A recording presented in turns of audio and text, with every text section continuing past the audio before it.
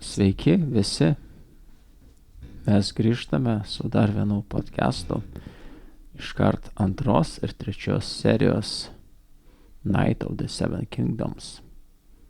Ar ne taip? Dima, tu taip pradėjai ramiai, visiškai priešingai nei prasidėjo antroji serija. Nuo ganėtinai įspūdingo riterio, ar ne? Ja. Aš pastebėjau, kad buvo pora memų internetuose tą temą, bet ten viskas buvo uždengta ir aš galvojau, kasgi ten tokio gali būti.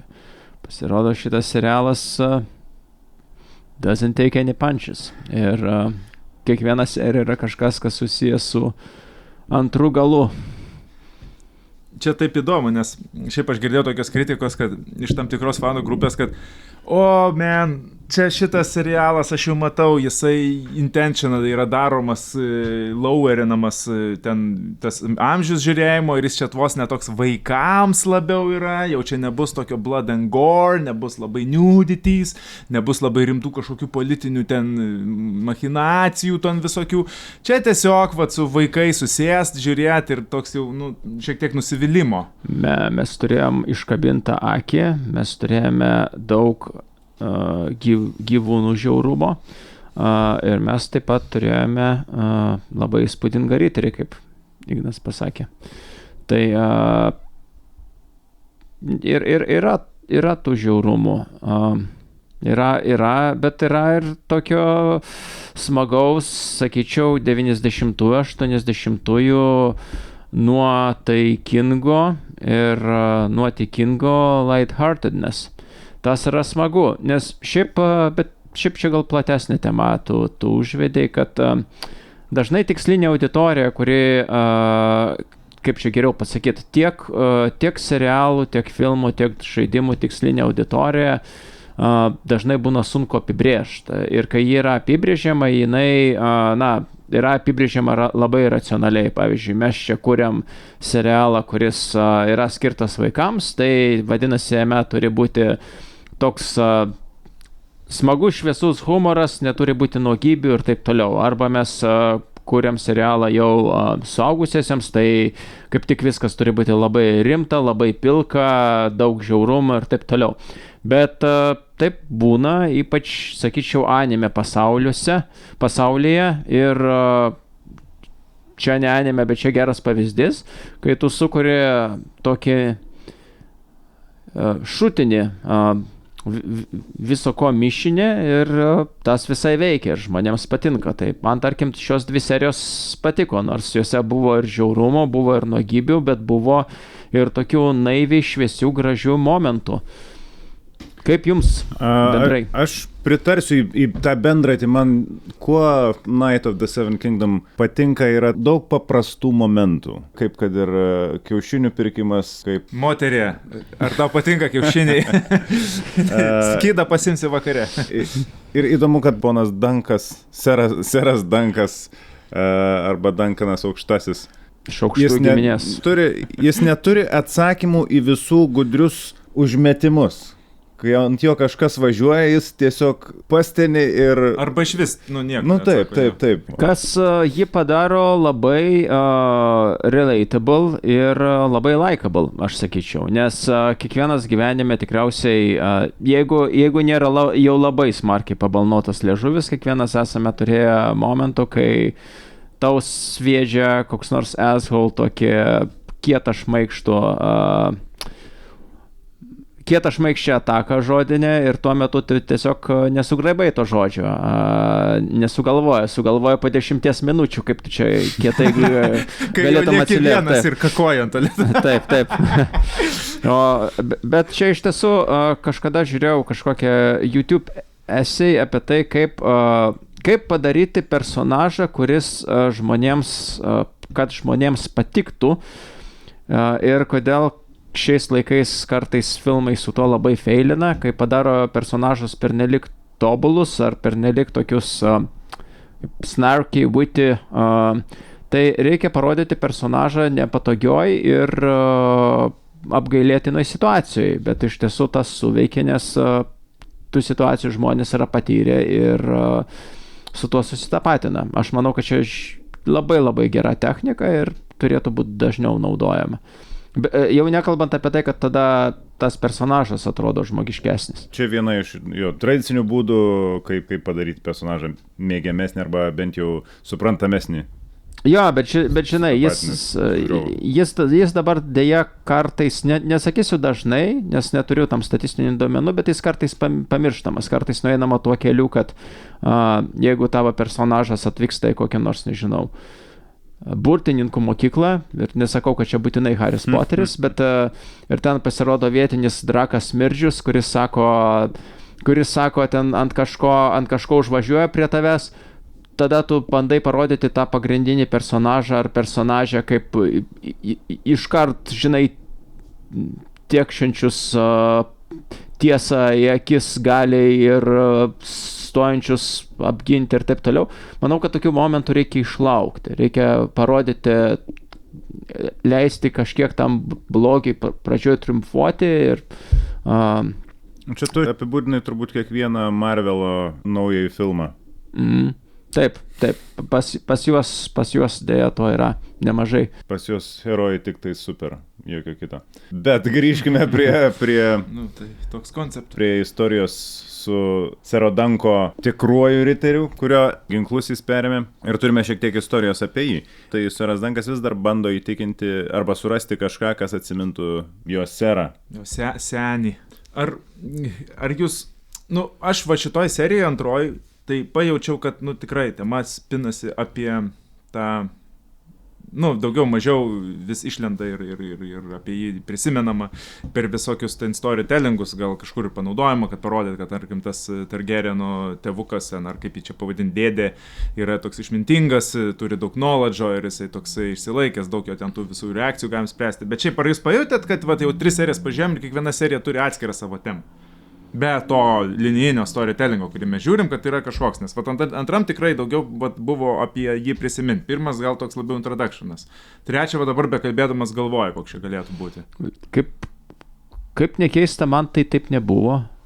Man viskas gan gražiai pinasi ir gan gražiai tarpusavėje susipinė ir man iš ties, jeigu kažkiek papeikiau pirmą seriją, nes dar nebuvau pasiruošęs tam filui, tai sakyčiau, kad antroji ir trečioji serijoje kažkaip įsigyvenau į tai ir tiesiog toks laid back serialas, kur visi atsipalaidavę labiau negu House of the Dragon ar The Game of Thrones.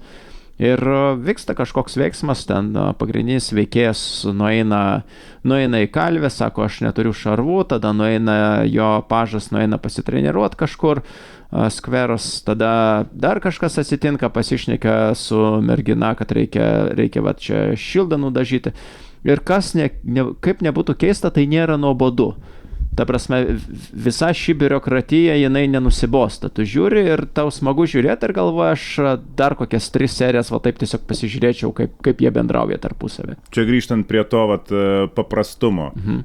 Mes niekur neskubam, mes darom paprastus dalykus, mes nedalyvaujam tose didžiosiose intrigose, kaip mes matom Game of Thrones ar kaip mes matom House of the Dragon, kur yra daugybė pusių, daugybė intrigų, daugybė suiručių. Čia mes sprendžiam savo, kaip mum nusipirkti šalmą dėl to, kad neturim šalmo ir koinus skaičiuojam realiai. Realiai skaičiuojam ir parduodam savo arklį mylimą tam, kad galėtume bent kažką tai išsinuomoti dieną ir panašiai. Aš pritariu Dimai visiškai, kad šitai yra smagu ir pakankamai detaliai pavaizduoti visi tie dalykai ir visokie suvyniojimai ir dainos įvairiausios, kaip įsivaizduotum kaimo šokiuose ir paaiškinimai ir tas pokalbis tarp Danko ir Ego, man atrodo, labai gerai subalansuotas, nes jis yra kaip ir suaugusio žmogaus, kuris turėtų dalinti patarimus, bet yra pakankamai bukas, kad nieko labai per daug gudraus nefilosofuotų Ir Egas, kuris yra, kaip dabar supratome, iš kilmingos giminės ir turbūt mokytas ir žinantis daug, tačiau jis vis dar yra vaikas. Tai jie dalinasi, tai vienas iš pažinimo, kitas iš patirties, bet vienas iš žinių knygų, o kitas iš gyvenimo. Nu tai toks labai įdomus. Jeigu tokius palyginimus aš jau čia sakiau, bežiūrint, kad man šitas Dankas Rocky Balboa primena, bet šiaip jų santykis toks pastatytas vos ne Alfredo ir Batmano, kur yra kilmingas ten vaikas, sakykime, ir ten jis pabėgęs nuo tėvų, tai vos neskaityk irgi toks našlaičio tipo, bet vat, vietoj Alfredo pastatyk Rocky Balboa ir turėsi kažką tokio čia. Nu, įspūdinga, tikrai aš kaifuoju žiūrėdamas ir ką jūs šnekat, tai labai džiaugiuosi, kad, nu, pagrindinė buvo užduotis, tai jiem ir padaryti, kaip ir knygos, kad iš vidaus parodyti Westerosą tokiam ramesniam pacingė ir tokiam detalesniam settingė, ką aš, nu, atgirdžiu, kad jiem taip pirminis šitas taskas įvyko, pavyko. Kai tu paminėjai santykius, aš kažkodėl, žinai, ką prisiminiau, buvo toks serialas senas, vadinosi Inspector Gadget. Tai man jų santykiai primena labiau Gadgetą ir Penny. Ten buvo tokia mergytė, kuri buvo genija ir kuri, man atrodo, Gadgetus ir konstravo inspektoriui. Tai yra tas suaugęs, kuris atlieka suaugusiojo rolę ir daro tam tikrus dalykus, kurių negali vaikas daryti ir be abejo turi patyrimo kasdienio daugiau apie pasaulį ir tu matai iš įvairių scenų, kad vaikas dar yra vaikas. Bet kita vertus, tas vaikas, jisai irgi nėra įprastas vaikas ir daug kur lenkia gudrumų suaugusiai. Ir tas padaro gan smagų ir gerą balansą. Ir kas man iš ties yra džiugu, kad jie išvengia to, kad padarytų Egą pernelyg protingą ir kad Danką padarytų pernelyg durną. Tu matai, kad jie vienas kitą papildo įvairiose situacijose ir kad kai kur Dankas turi daugiau patyrimo ir kaip tik daugiau išminties negu Egas, o Egas turi daugiau žinių.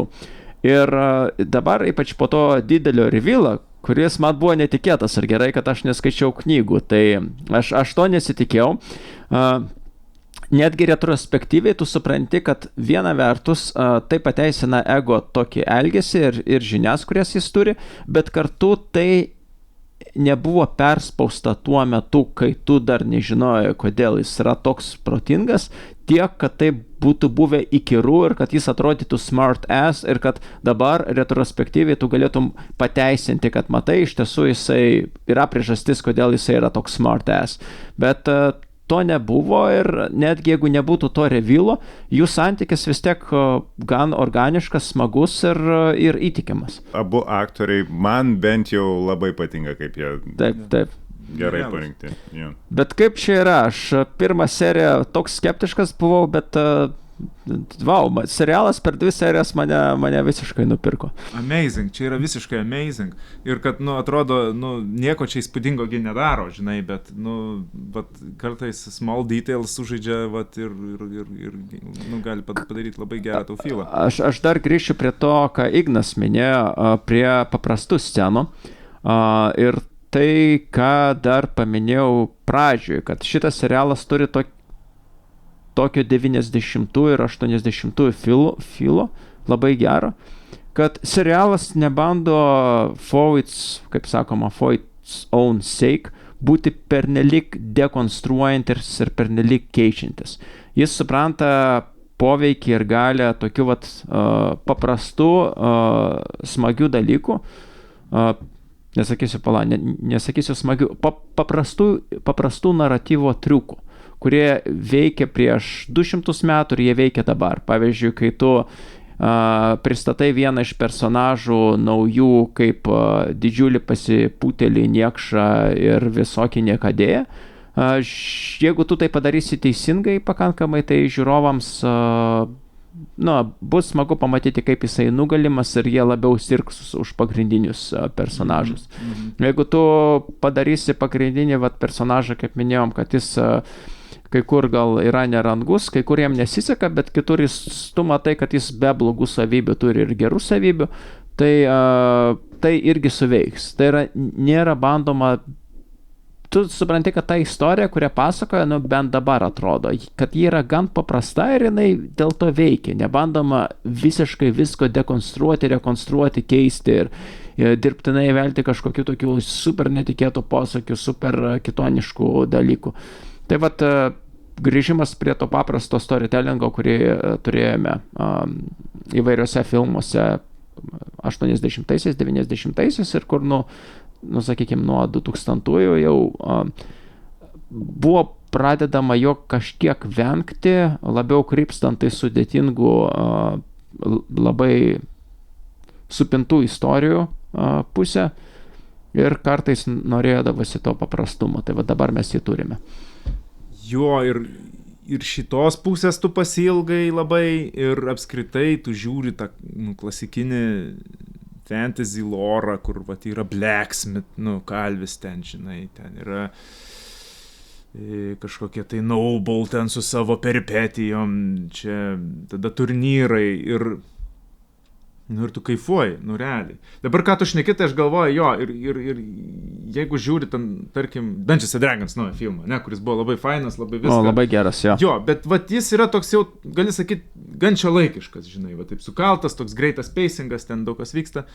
Tai, o va čia, va tu galvoji, kad, va tokį tu seniai matei, žinai, kažko. Bet matai, jie tam turi laiko. Bet vėlgi, žemas reveransas, nusilenkimas jiems už tai, kad jie sugebėjo padaryti dalykus, kurie šiaip atrodytų gan nuobodus, jeigu tu bandytum juos perteikti žodžiu. Tai atrodytų kaip toks visiškai usual RPG stuff, kurį darai žaidime, kai tu nueini pas kalvį, nueini ten dar pas kažką, nusipirki kažką parduodi, o čia buvo super, įdomu ir smagu tai žiūrėti. Gerai, o kas nepatiko? Jau čia mes tiek į šitą girdėjau, Ignui nepatiko kovos naktį. Man tiesiog iš karto klausimas kilo, kad jie ten pradėjo kovas naktį, kur jeigu aš įsivaizduočiau realiai kaip naktį vaizdas atrodo, ten niekas nesuprastų, į kurią pusę ta ietis jų skrenda. Gražus apšvietimas padarytas specialiai kinui, leidžia aplinkai atrodyti daug maloniau. Buvo gražu, tiesiog šitoje vietoje man tas realistiškumas truputėlį buvo numuštas, bet aš nesiskundžiu, man patiko vis tiek. Man vienintelis dalykas, kuris gal atrodo kažkiek prarasta galimybė, bet veikiausiai čia yra dėl to, kad aš esu dar durnesnis už Serą Danką ir nesuprantu paprastų dalykų. Tai yra tai, kad jie galėjo geriau papasakoti paties turnyro taisyklės, kada laikoma, kad kažkas laimi, kada laikoma, kad kažkas pralaimi, nes mes matome tą joustingą, koks, nežinau, koks pavadinimas, taip, tai tu matai, kaip kažkas nudrimba nuo arklio, tada bėga pasimti skido, tada šoka ant kito arklio, pasima kitą ietį ir vėl kovoja. Ir man atrodo, kad šita scena buvo, man labai patiko, bet ji būtų buvusi dar įdomesnė, negu kažkoks veikėjas būtų trumpai papasakojęs taisyklės, kad pralaimima tada, laimima tada, ir tu jau tada tai stebėtum labiau kaip sporto varžybės, sporto, kurį tu supranti, o ne to, kur tu nesi tikras, kada čia laikoma, kad kažkas jau prakišo ar laimėjo. Bet tada gaunas, kad mes žiūrim, kaip gal Common Folk žiūrėdavo, kurie irgi gal ten tie, kuriuos mums rodydavo už tos virvės ten ar ko, tos blokados, kad irgi gal jie nelabai irgi pagauna tas visas taisyklės ir jie tiesiog rėkia ir tu tiesiog rėkia, oi, kaip čia kita iškirto ir ten... Bet kaip ir pagavo, taisyklės bent jau, arba bent jau sąžinė, taip, kad arklio žudyti negalim. Jo. Aš manau, kad tų laikų, nors čia nėra realus pasaulis, Common Folk yra dažnai nuvertinami iš dabartinės perspektyvos ir istoriškai kaip pasidomi istoriją, supranti, kad jie turėjo nemažai žinių apie dalykus, kurie vyko aplinkui. Kai ten, jeigu tu eini kažkokį renginį, tu žinosi, kas ten vyksta ir kodėl vyksta. Jeigu tu eini į bažnyčią, nors tu neskaitai Biblijos, nes nemoki skaityti, bet tu tiek dažnai ten vaikštai sekmadieniais, kad tu atsimeni, kokie yra ritualai ir koks yra eiliškumas ir taip toliau. Tai aš manau, kad čia ten gan gerai suprato žmonės, kas vyksta. Bet sakau, nėra taip, kad aš nesuvokčiau visiškai, bet vienas kitas paaiškinimas gal nesutrukdytų. Jo, čia tokius turi rankėtis iš nuotrupų, kad pavyzdžiui tas irgi pusbrolis, tas, kuris pasikvietė į palapinę sidro gerti, sako, tai ką tu kviesi į dvikovą, ne? O mano tas pusbrolis tai kviesi tą, kur ten jau bus sužais. Nu, aš bent jau taip supratau. Ir supranti, kad čia gali kažkas kažką kviesti, čia kažkokios tai stavkės būna, kaip kalbino ten tą Danką, ne, kad jis tenai galėtų... Na ir turėjom tą pavyzdį iš Targeryeno, kuris ten atjojo pas vieną, sako, ne, šiandien tavęs neliesiu ir tada nuėjo pas kitą. Kita vertus, suprantama, kad tai sunku padaryti organiškai ir gal geriau, kai... Gal net mažesnė blogybė, kai tu neturi tų scenų, kur akivaizdžiai supranti, kad serialas aiškina, nevyksta, bet aiškina žiūrovui. Kai kurios vietos jo gal tiesiog nebūtina. Aš neabejoju, kad mes žinosim, kas turi arba neturi nutikti serui Dankui, kai jis dalyvaus turnyre. Ir turime pristatomą blogiuką Targaryeną, kuris čia, kaip tu klausai, kas nepatiko, tai vat man vėlgi neypatingai patiko jo pristatymas. Kodėl jie turi būti taip į vieną pusę, nu, jokio absoliučiai neturi pliuso. Tau reikėtų, jeigu blogas, tai jisai kuo pilkesnis, žodžiu, ir nors atlys kažkiek pilkas. Ir juodi tau personažai tiesiog alergija. Nežinau. Bet jis, visas, matai, juodas iki juodumo, net ir šarvagė ten viskas. Taip, visos scenos su juo buvo tiesiog, žiūrėkit, koks jis blogas. Jis labai įmaučiuos. Man gal tas taip netrūkdė, ir aš dabar, kai tu pasakei, susimaščiau, kodėl, nes kitur mane tai užknis. Nes tu kaip tik, šnekėjai, kad čia yra tas klasikinis. Bet aš galvoju, kodėl, ir aš bandau suprasti, nes, pavyzdžiui, kažkada, kai aptarinėjom filmą It, ir ten buvo blogėtis toks Skullbully, tai jis ten buvo legendinis. Ten visiškai užknisantis. Bet čia, aš galvoju, gal dėl to, kad nebuvo šito blogiečio tiek daug. Ir jo interakcijos buvo tokios kai kur ribotos. Ir tada atrodo, kad gal kitose vietose jis kažkur, nežinau. Mano, žinai, kokia bėda, man atrodo, yra, kad kažkas galvoja, kad šitoks blogėtis yra kietas. Bet čia nėra kietas blogėtis. Kietas blogėtis yra Lannisteris senasis. Ir tu, kai jį pamatai, tu turi malonumą matydamas jį ir matydamas jo tą suktumą, nusiteikimą padaryti blogą kažkam, kas tau rūpi. Bet ar nėra dabar šito Lannisterio šiek tiek atitikmo šitas įpėdinis, tas vyresnis? Kuris? Kuris atsimena ten visas tas turnyrus, atsimena vienintelis tą jo serą. Jis irgi kaip ir Alicent komandą. Šitas fainas bičas. Jo, bet jis yra Alicent teame, žinai. Tai tipo jis tokį potencialą turi. Bet tai jis mums buvo parodytas kaip fainas bičas. Kol kas, jo.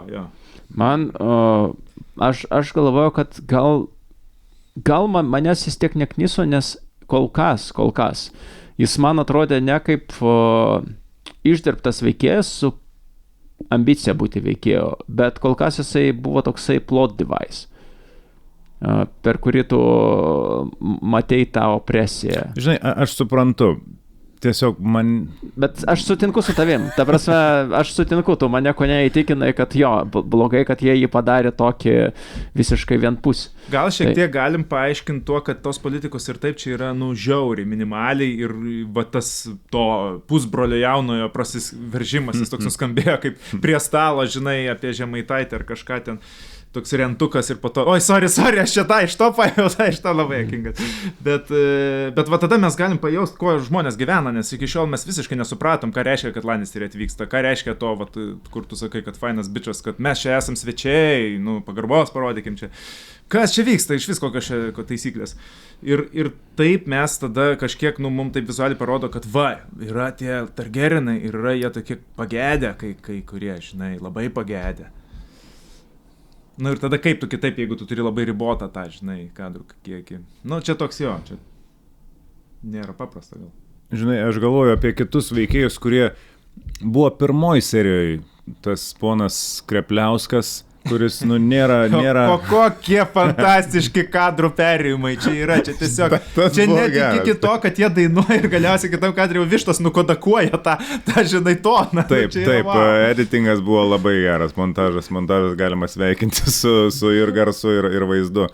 Taip, tai tokie veikėjai kaip ponas Krepliauskas, kaip ponas Elneragis, žodžiu, jie turi tą blogąją pusę, bet jie nėra tie bjaurūs pasikėlę smirdžiai, kurių kiekvienam kadre tiesiog nori, kad juos kas nors sumuštų ir niekas nesumuša. Aš suprantu tą natūralią aistrą ir paprastumą kuriant tai seriale, bet aš norėčiau, kad būtų daugiau sielos, o ne tik tais pariesta nosis veikėjoje, kurį nori mušti. Bet Ramsey tau patiko visai? Neatsimenu dabar, kiek man jis ten patiko ar nepatiko. Man atrodo, kad tai jis jau buvo psichinis nuo pradžių. Jis nebuvo kažkoks standartinis veikėjas. Plus jisai pradžiai labai su twistu buvo. Nes čia Ignas, man atrodo, labai čia nurentinė introductioną, nes neaišku, kaip čia su bus, gali čia įvairiai, žinai. Jo, aš čia galbūt tik tais apie pradžią, galbūt jis bus geriausias draugas, ir panašiai, bet neįsivaizduoju. Ok, tai dabar trečios serijos pavadinimą pamatėm, kad yra Squire, tai visgi jeigu žiūrint tas serijas dar ir kaip ir atskirus tokius stories, tai trečias yra apie eigą labiau ir tikrai jinai prasideda ties juo ir jisai sutinka irgi labai gan įdomų personažą, kažkokį Mad Knightą, kuris turi tam tikrą savo lorą. Kaip jums šitas trumpas cameo? Jis buvo smagus personažas. Nors jo buvo nedaug. Vizualiai bent jau įdomus labai tie personažai parinkti ir tas vienakis ir savo povyzą ir tą lasdą turint labai daug klausimų kelia. Ir, aišku, turėjom trumpą flashbacką apie tai, kaip jis prarado tą akį. Ir Dima tada net sustabdė seriją, sako, pasiaiškinkim, kaip ten yra su to akim, nes prisiminė per Happy Tree Friends, kad vaizdas ten tabaluoja. Ne, man tiesiog visą laiką buvo įdomu, bet aš niekuomet nenorėčiau sužinoti ir jo labiau patirti. Kas atsitinka žmogui, jeigu jo akis nėra išduriama, bet jį kažkaip nenatūraliai, ar pakrypsta, ar šiek tiek iškrinka iš akidobės, nors nežinau, ar tai apskritai yra įmanoma. Bet žodžiu, ar ką tu matai tuo metu? Tai Happy Tree Friends turėjo įdomią interpretaciją to požiūrio, kur vaizdas pasikeičia, tau tarsi susidvejina ekranai, bet nežinau, ar jį mediciniškai paremta, tikriausiai ne. Tai va. Still, nuo to laiko, nuo vaikystės turėjau tą klausimą. Reikia ChatGPT pasiklausti. Na ir praktiškai žiūrim dabar visą tą seriją plius minus, tai eigas jis joje praktiškai visur. Aš atsiminiau, ką man tai primena.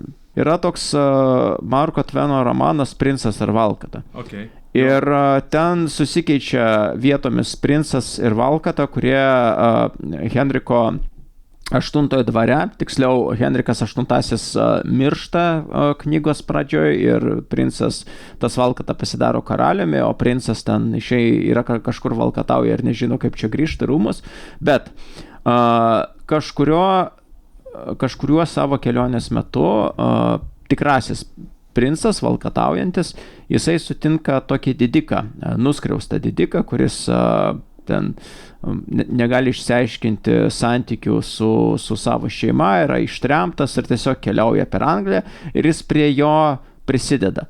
Ir vat ten nesakysi, kad irgi panaši dinamika, nepasakysi, kad dinamika 1:1, bet kažkiek panaši, nes yra princas, kuris yra tikrasis princas, bet jo nieks netiki, tik tiesa jis to neslepia, ir yra didikas, kuris yra didikas ir jam atrodo tuo metu, kad jis čia yra viršesnis, bet knygos pabaigoje žinoma jam atskleidžiama tiesa ir tas yra įdomus apsivertimas.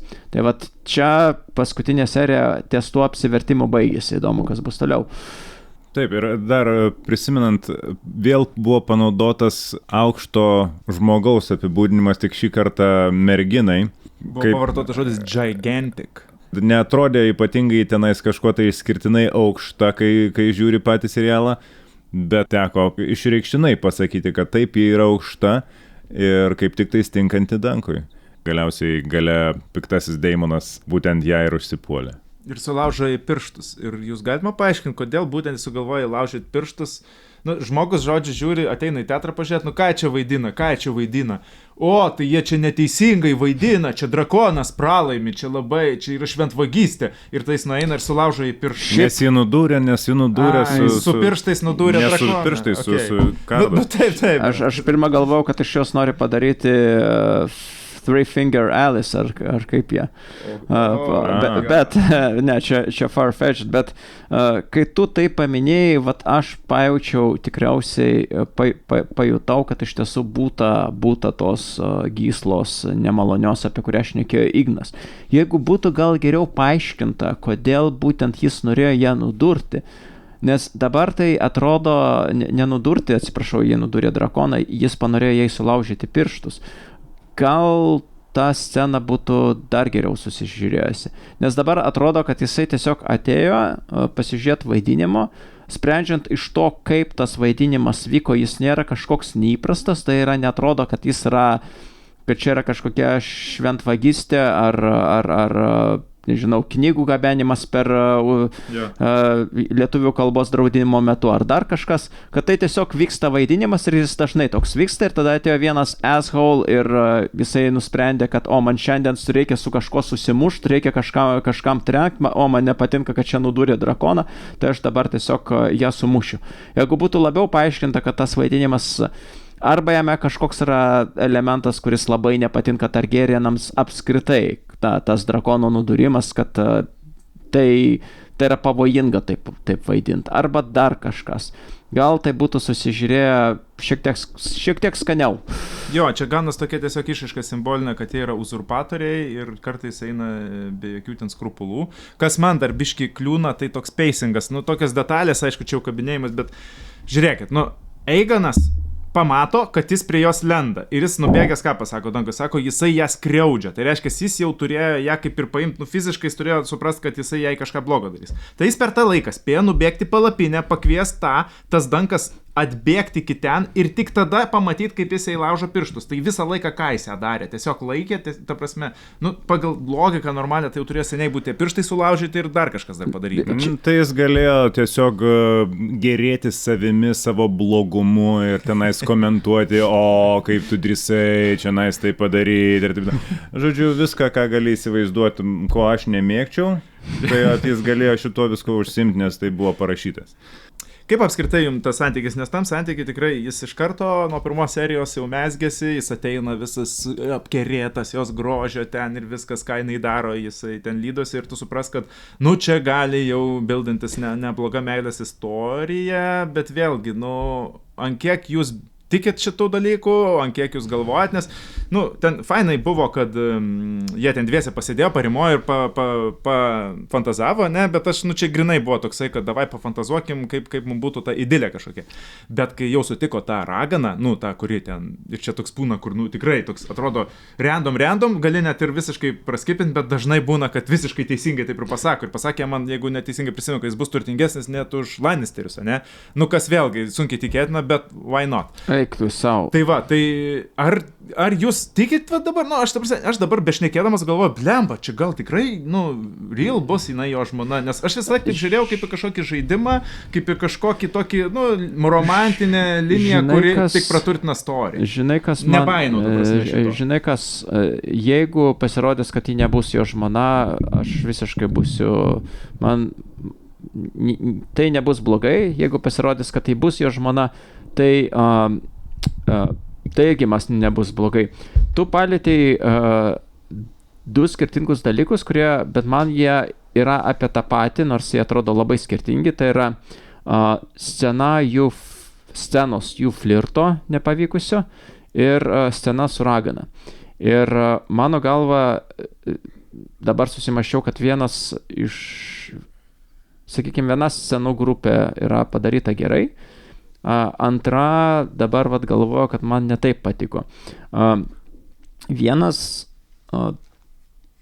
dalykas su flirtu, man pasirodė, kad svarbiausia, kad jis nebuvo perspaustas, kad jeigu būtų dar stipriau užgrojusi kažkokia romantinė muzika, kai jis ją pamato vos ne kaip iš A Knight's Tale ir tu supranti, kad jinai jiems skirta ir jis iš karto yra visiškai toksai ten sužavėtas. Čia atrodė, kad jam pasirodė simpatiška, jis kažkiek su ją tapatinasi, nes ji irgi atseit aukšta, tarp jų yra kažkokia įtampa, bet jis yra labai awkward, bet tu supranti, kad tai vyksta ir gyvenime ir dažnai iš to nieko neišeina ir visiškai bus gerai, jeigu iš to niekas neišeis. Kitas dalykas apie raganą. Aš dabar suprantu retrospektyviai, kad ta scena, kai aš ją žiūrėjau, jinai man patiko, nes jie buvo tokia mislinga, mistiška, čia pasako, bet kita vertus, dabar galvoju, kaip aš filmuose nemėgstu tokių pranašysčių. Eik tu savo, kaip užknisa. Tas suėjo A Game of Thrones su Cersei pranašystė. Nes vienas dalykas, ta pati pranašystė buvo labai keista, tai yra tu galvoji, kaip jinai išsiriš. Ir antras dalykas, Cersei nebuvo pagrindinis personažas. Bet kai kažkokiam filme ateina kažkoks ten aiškiaregys ir sako, tau yra ten nulemta nugalėti ten juodąjį lordą, o tu tenai juodasis lordas ten mirs tave keikdamas ir taip toliau. Galvoju, seni, visų pirma, kaip tu man spoilini viską, kas čia vyks, kaip aš tavęs čia nenoriu, eik tu šikt. Antras dalykas, man tas nepatinka ir tradicinėse kultūrose ir mitologijose, kai ten ateina kažkoks pranašas, ten kelia pirštą į viršų ir sako, va čia taip būtinai bus.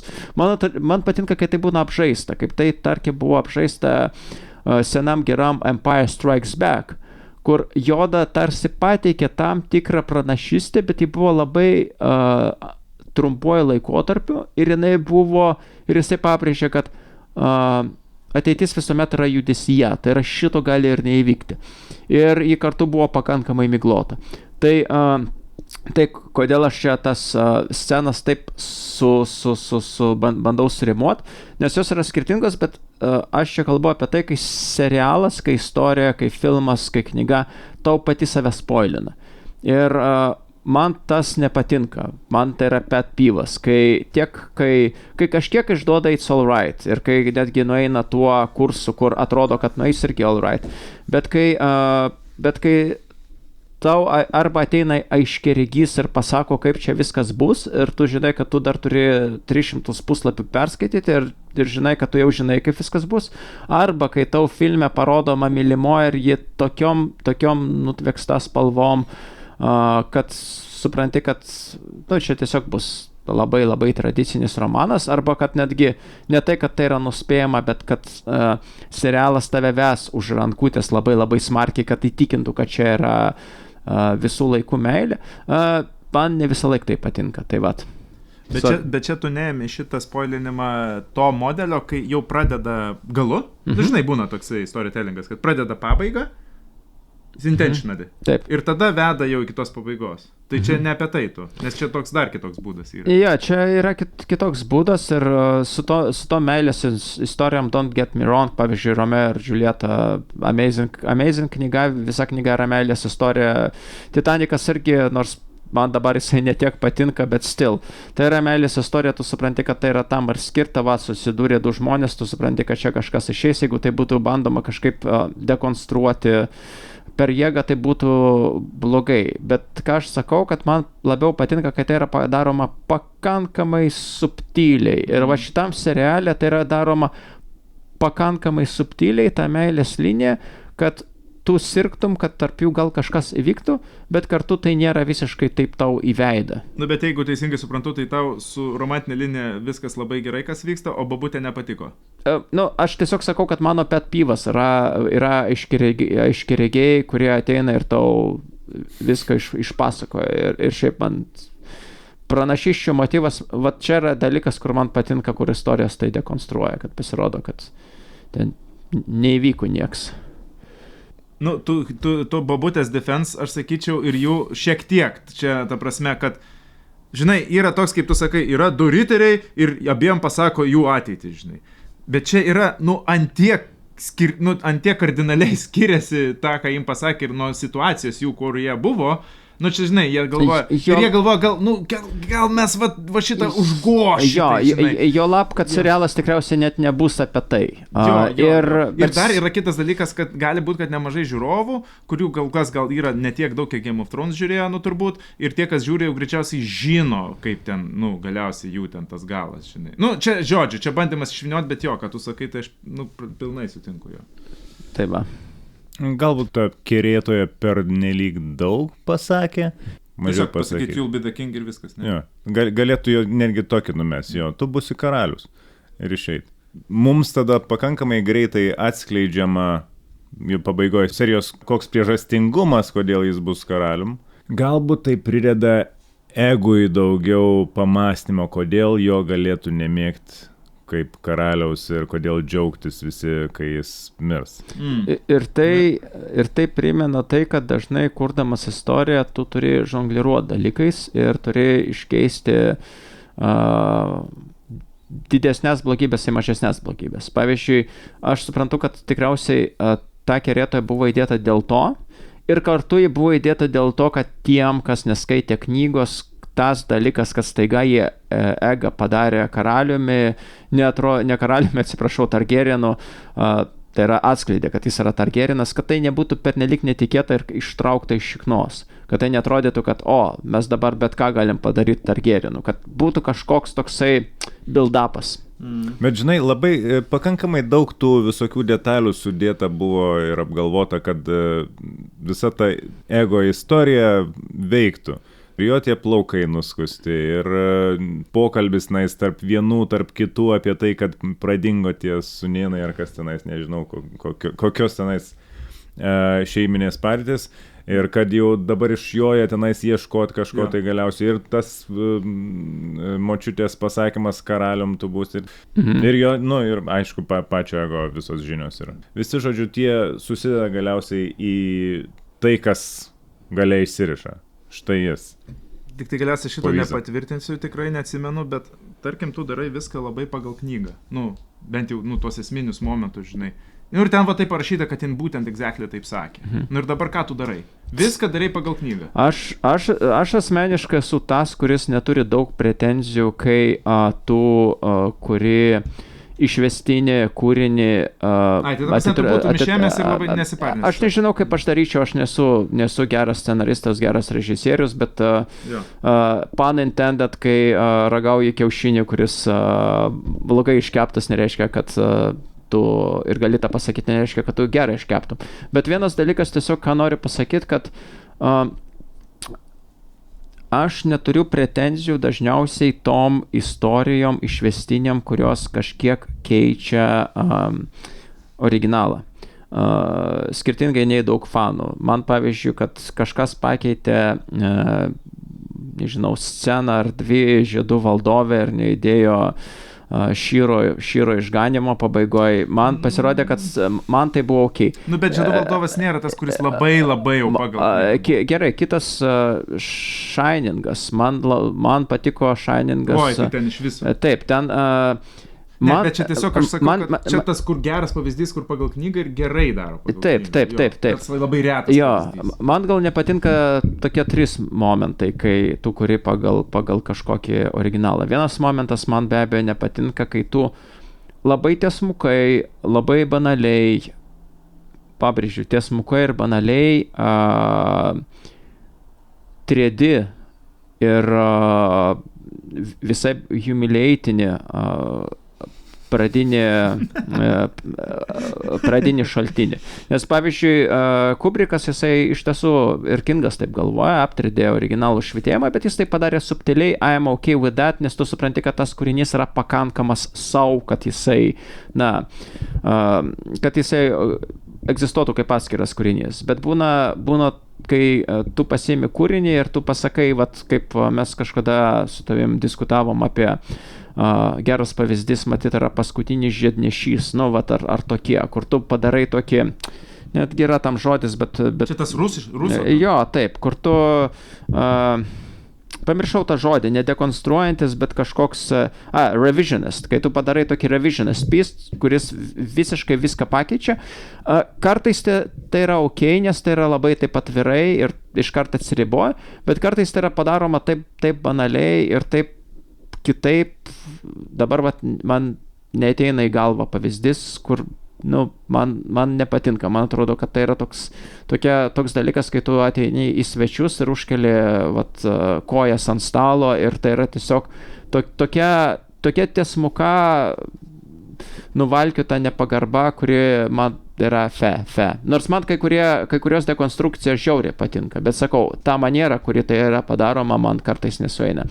Antras momentas, kuris man nepatinka, tai, kad tu minėjai, kai tu kontekstualiai pradžioj parodai, kad tu būsi labai labai ištikimas tam šaltiniui ir kad tu juo labai smarkiai remiesi, tai yra tu nuo jo neatsižegnoji ir tada tu staiga vidury ar pabaigoje pradedi labai smarkiai keisti dalykus. Then again, pavyzdžiui, Kopos antra dalis, man pasirodė, nors ten pabaiga buvo pakeista su to, kaip Čani sureagavo į Atreido pasirinkimą, man pasirodė, kad tam tikrą prasme, kaip tai paradoksaliai beskambėtų, tai buvo tam tikra ištikimybė pirminiam šaltiniui, nes skaitydamas pirmą knygą Kopos, kaip nuklydau, bet skaitydamas pirmą Kopos knygą, tu nežinai, kad po jos dar yra Mesijas ir kitos knygos, kurios bando dekonstruoti tą herojaus mesijos stereotipą. Tai buvo geras būdas, turint tik tai 2 filmus, iš tiesų tą motyvą įvelti. Tai toks keistas pavyzdys. Bet anyway, man nepatinka, kai yra tiesiog labai nagla tiesmuka neadekvati nepagarba. Ir man nepatinka, kai tu negali suprasti, kai filmas pats negali apibrėžti identiteto savo, ar jis nori remtis, ar jis nenori, ar jis yra paskiras, nepaskiras. Tai va. Ir trečias dalykas, kuris man nepatinka, bet čia Mindaugas tai žino, man nepatinka prequelai, sequelai ir taip toliau, kurie aiškina istoriją, kuri jau yra pabaigta, jie yra pakankamai, pakankamai savarankiška ir tada tau reikia pratęsti tą kūrinį, nepaisant to, kad jis jau pakankamas. Nieks neprašė, kitaip sakant. Nieks neprašė. Tu gali padaryti Bet čia jau knygos prequelą jau nepagal, o jau tiesiog pritempinėjai. Bet aš čia kalbu taip bendrai, ką tu darai su originalu, ar tai būtų knyga ar kažkas. Tai kai tu darai ekranizaciją, remake'ą, man tai yra ok, nes jie egzistuoja paskirose visatose. Kai tu bandai padaryti kažkokį išplėtimą visatos ten, kur to nereikia, aš sakyčiau, kad čia gal mano net nemėgstamiausias dalykas. Bet, kokie jūsų yra požiūriai į ką tiksliai dabar? Toks klausimas. Į tai, kai tu turi originalą, tu turi ekranizavimą, kiek tu turi remtis knygą, kiek tu turi būti ištikimas ar panašiai. Turbūt skonio reikalas. Manau, kad kiekvienas turi pasirinkti. Tik tais, jei tu bandai padaryti kažką, dažniausiai bandai padaryti tai geriau negu originalas, arba bent jau originaliai savo metodu. Kaip pavyzdžiui, Witcherį pasižiūrėkim, ar ne? Turi nuostabias istorijas trumpas, kurios yra jau parašytos cinematiškai ir tie epizodai yra tokie skirti kaip scenarijai. Bet tada sugalvoja pasirašyti kažkokią tai sumautą laiku keliaujančią istoriją, kuri niekaip nesuprantama net pasižiūrėjus visą patį sezoną. Bet tai pirma istorija apie Renfri buvo, nežinau, turbūt nereikia niekieno prašyti geresnio scenarijaus negu pačio Šapkovskio buvo. Ir sugebėjo viską padaryti taip prastai. Jie neskaitė knygos, gal. Jie girdėjo, gal Šapkovskis parašė apie kažką, tai tada nusprendė, galbūt kažkas, tai man dėdė sakė, kad tenais buvo fainai va šitoje vietoje. Mėly kino garso klausytojai, čia jūs dabar ką tik išgirdot, aiškiausia paaiškima, kodėl Ignas nedaro Witcherio podcast'o kitų sezonų ir net nežiūri. Kita vertus, Witcheris ir šiaip nebūtų labai geras pirma rūšis, netgi jeigu jis būtų originalus serialas. Jeigu tu jį dabar žiūrėtum, tai Nepaisant to, kad jis būtų ne pagal knygą darytas, įsivaizduok. Na, vat nėra knygos, tu pamatai tokį serialą. Raganiaus? Jo. Raganiaus filosofija yra labai smagigi. Ne, bet aš turiu omeny tai, kodėl jis yra blogas serialas kai kur. Tai nėra blogas dėl to, kad jis neseka knygos. Yra blogas, nes jis yra blogas. Tiesiog blogas serialas. Aš nesakyčiau, kad man jis yra guilty pleasure serialas. Aš sutikčiau su Ignu, kad Witcheris yra geras pavyzdys to, kai bando ekranizuoti pagal kūrinį ir nesupranta, ko jis nori būti, ką tu sakėjai. Ar jis nori tiesiogiai sekti, ar jis nori savai būti ir nėra to identiteto, tu nebesupranti, ką jis yra. Plus netgi pasakyčiau, Witcheryje įdomioji dalis buvo istorija, kuri nebuvo Witcherio knygose. Tai apie visą backgroundą Yennefer.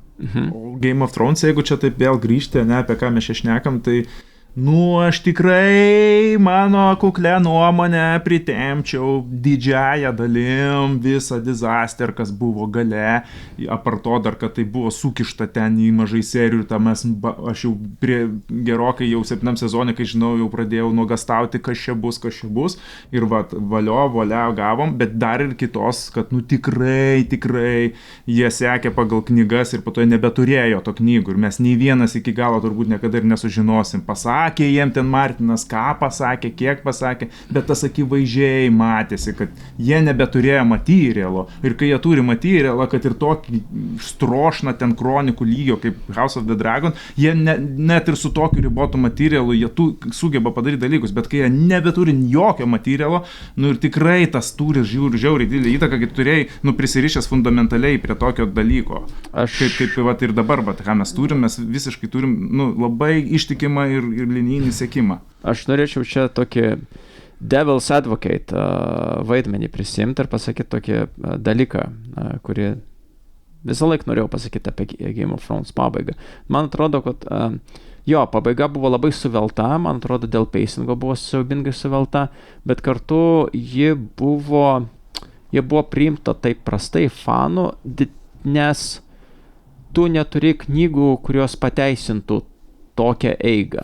Nes vienas dalykas, kai tau kažkas atsitinka, žinai, tau atsitinka kažkas seriale ir tu pamatai, kad tai yra įvykdyta taip, vidutiniškai, bet tu turi knygas, kur įvyko tas pats, tiesiog tai buvo geriau aprašyta, skaitytojas buvo geriau paruoštas ir panašiai, ir tu tada priimi serialą. Nors tai, kai tu turi kažką, kas įvyksta skubant pabaigti serialą, tu dar neturi source materialo, kuris gal būtų toks pat, gal iš tiesų tau Martinas pasakė. Ir dar tie dalykai, kurie įvyksta, jie besilaikant visos Song of Ice and Fire tradicijos, jie nėra natūraliai tau emociškai labai primtini. Pavyzdžiui, ten Arya nudaigoja Night Kingą. Tuomet tu turi labai stiprų emocinį trampliną atsispirti, kad čia yra blogai, nes nėra knygų, Martinas tikrai taip nebūtų parašęs, eikit jūs visi gaidžiop, čia visiškas gaidys yra. Tiesiog, ką aš noriu pasakyti, kad yra pakankamas pagrindas pykti, neapmastant to savo pykčio. Bet aš nesakau, kad paskutiniai sezonai buvo geri, bet mano nuomonė, ten didžiausia problema buvo pacingas ir netgi ne tai, kas įvyko, o kaip tai buvo parodyta. Ir dar vienas galbūt momentas grįžtant prie Night of the Seven Kingdom, tai kad serijos dabar yra labai trumpos ir jos iš tikrųjų trumpėja. Pirmoji serija ten buvo virš 40 minučių. Bet čia dar gali nurašyti, kad įvadinė būna kartais ilgesnė. Sakykim. Antroji 33 ar kiek tenais ir trečioji iš viso 30 minučių vos siekia. Tai neįprastai, tikrai neįprastai ir kalbant apie Game of Thrones pasaulį ir jau trečią serialą. Ir apskritai, populiaresni serialai, jie yra maždaug ilgesni, ten nes valandą būna, gal net ilgiau. Jis užima laiką tiek pat, kiek maždaug tenai, žinai, Office'o seriją pasižiūrėti. Kas yra visai įdomu. Arba Simpsonai, žinai, gan neįprasta forma. gal aš klystu, bet dabar negaliu tiksliai pasakyti, bet man atrodo, kad pradžioje deklaravo, kad 8 serijos bus, dabar jau rodo, kad 6 tik tai jau mes pusę sezono pasižiūrėję. Ir toks aiškus man toks, gerai, mes tada gal matom, kad nepadarysim taip kokybiškai tiek to eterio, tai gal geriau, chooseinam quality versus quantity. Kas, okei. Manau, kad visą laiką yra geriau kokybišką serialą turėti negu daug serijų, kurios yra neįdomios. Tai gerai, tai galim po truputį rišinėti ir pusę sezono, taip šiek tiek kažkokias tai... Jau pusę sezono. Jau pusę sezono, taip. Tai ką, tai per patį, kaip sant, vidurį tada kirto staiga didžiulį mum pjūvį, kad čianais mes gyvenam ne su šiaip savo pamestinukų, o su būsimu karalium. Tik tai, kad dar čia, reikia visos tos, bent jau techniškai, kad jis yra 4 vaikas, tai kiek čia dar turi nutikti, kad jisai dar jo. Tai vieną nuknetskins. Va tau ir spoileriai. Ta prasme, tu žinai, kad tikriausiai ten, tu jau gali iš pranašystės vien mąstydamas pats savo išsispoilinti, kad ten nuknetskins kitus visus. Tik tai supranti, aš, gerai, dabar dėsiu, jeigu ką klystu, tai prašau pataisykit, bet žiūrėkit, yra 2 broliai, tie vyresni, tas, kuris labai fainas mum, tas toksai tamsesnis, ar ne, net Targaryen'o nepavadinsi, jeigu nepasakys, ir tas jo brolis, kur akivaizdus Targaryenas, ir jisai, gerai, gavai savo fuck off, žinai, ir po to jisai dingo, nes jo 2 sūnus pamesti, nes nėra tik Eigas pamestas, bet dar ir vyresnis, kuris, kaip pasakė, kad jis girtuoklis, tai greičiausiai nusigėrė, nieko čia keisto, kažkur ten kažkokia tai užeigoje. Tai dabar žiūrėkit, tai aš kaip suprantu, tai Eigas net nėra tiesioginės linijos, ta prasme turi tas dėdė nepalikt palikonių ir su juo kažkas nutikt, tada pereitų į pėdinystę jo broliui, kuris turi 4 vaikus ir tik tada eitų Eigo tą liniją. Ta prasme, kad nėra net jis tiesioginis tas, įpėdinis ir tiesioginis jo tėtis. Aš žinok, neatsekiau, kurie tenais, kurie yra. Tai aš bandau tiek išrišti, kiek aš supratau ir dar knygos atsimenu. Kokie čia žodžių vyksta, žinai. Ir atsimenat tas tavo blogiukas, tas, kur nepatiko, kai jisai stovi savo kovą, kur nudūro arklį, prieš jis sako pusbrolį, tai tas pusbrolis ir yra to, kur Faino sūnus. Ta prasme, jis būtų tiesioginis. Supratau, labai gerai, kad mes vardus visus labai gerai žinome. Čia kaip visą laiką su Alicent giminė, čia bus common dalykas, kad milijonas žmonių. Bet jie visi Deimonai, Eigonai ir Veigonai. Čia iš viso. Čia ir Eimondai, ir Eigondai. Kai pradėjo aiškinti jo kažkas, tai vardus tenais dalinti kairę į dešinę, tai aš supratau, kad visi liktai girdėti, bet nei vieno nepažįsta. Čia kai mes žiūrėjom, dabar Goodfellas pažiūrėjom neseniai šeštadienį ir ten buvo tokia vieta, kur tas, pagrindinis, žodžiu, atsiveda savo tą žydelką į savo tą šeimą ir aiškina, čia žinok visi Džonai arba Polai ir dar kažkas, ir ten 30 žmonių, gal Jonas, Polas ir ten ir taip, ir aš Polas, žodžiu. Aš tai Goodfellas man labai patiko. Man bet tos personažės buvo nuoširdžiai gaila. Jo, to žmonos? Jo, kurį įsivėlė į tokią hebrą, pati būdama iš nuostabios šeimos. Jo, buvo žostka. Atsiminiau dabar tą filmą. Aš dar, kadangi taip ir nepakomentavau iš tikrųjų apie Danko ir jo potencialios meilės ateitį. Okay. No. Pritariu Dimai, kad šiandien gali būti bet kaip ir gali būti abu variantai geri, ar jie bus kartu ar nebus kartu. Abi kryptis labai įdomios, nes ji gali užimti bet kokią iš pozicijų, gali būti kaip varomoji jėga, gali būti kaip netektis, gali būti kaip tikslas ar nukreipimas nuo tikslo kaip tik tais. O gali būti kažkur pamiršta ir ten trečiam sezone, vėl mes susitikome. Gali būti ir taip. Bet galvojant šiek tiek galbūt labiau Game of Thrones-iškai, bet tuo pačiu prisimenant šio serialo paprastumą, ji gali būti kaip pamoka Dankui, nes man atrodo, jis šiuo metu labai daug kur nueina, jis renkasi pamokas. Ir tai, kad jį, pavyzdžiui, nuspręstų, žinai, susibintuos tą savo ranką ir sakys, Dankai, čia ne man. Ir iš jo su savo cirku į kitą miestelį, tai bus tokia keista pamoka, kur tu kaip žmogus, kaip Dankas, kaip tu asmenybė, kaip žiūrovas ir kaip Dankas. Galvoju, gaila, kodėl negalėjo būti kitaip, bet taip yra ir tu tada atvažiuoji toliau. Jesus Christ, tai čia reiškia, jis renka experience savo ir kelia levelį, čia yra insane, nes ta prasme šitas serialas turi potencialą man tapti vienu geriausiu RPG ekranizuotų ever ir šalia Mandaloriečio ir aš turėčiau tokį wild call, kad būtent jis išeina tokiu metu, kai, trendas yra, Mandalorietis ten su Grogu, ane, aš dabar nesugalvos kitų pavyzdžių, bet vėlgi, man atrodo, tas, kad yra pagrindinis tas herojus ir kažkoks mažas šalia nafarnikas ir čia dabar, man atrodo, dabar šių laikų toks trendas yra.